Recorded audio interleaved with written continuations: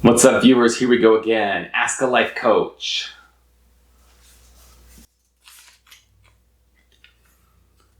Will figuring out how, where, and why I screwed up in the past help me improve my future?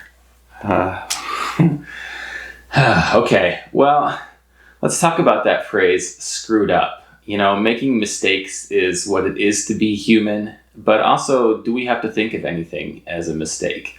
Everything that we've done in life has brought us onto a path, has led us to where we currently are, and it's just part of your journey. And so we always go through life making the best decisions that we can at the time with the information that we have available to us. It's very easy to say, well, if I went back now, I wouldn't do X, Y, Z. Well, of course not. You're not the same person, and you saw how things played out, and you have access to additional knowledge that you didn't have at the time. So I invite you just to forgive yourself and to move on rather than to spend too much time dwelling or ruminating on the past, or even as thinking of any of those moments that you've gone through as screw-ups.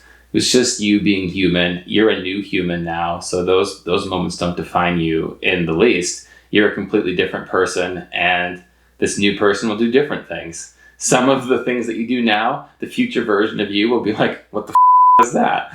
But that's okay too. That's what it is to learn, grow, experience, and explore. So generally speaking, I would say no, it's probably not super valuable for you to spend a lot of time kind of nitpicking the past version of you that doesn't even exist anymore. Continue to trust yourself, continue to trust your intuition, continue to trust the present and future versions of you to do just fine in life. That doesn't mean to always manifest ideal outcomes. We don't have that kind of power, and that sounds like kind of a boring existence anyway, right? So just bring it all onto the path, whatever it is. By all means, feel free to grow and learn from the things that you might be tempted to label mistakes. But remind yourself that, that's just what it is. It's what it is to be a person. It is what it is to experience life. And we're all on that similar journey together. So continue to take good care of yourself, continue to connect with loved ones, and worry less about,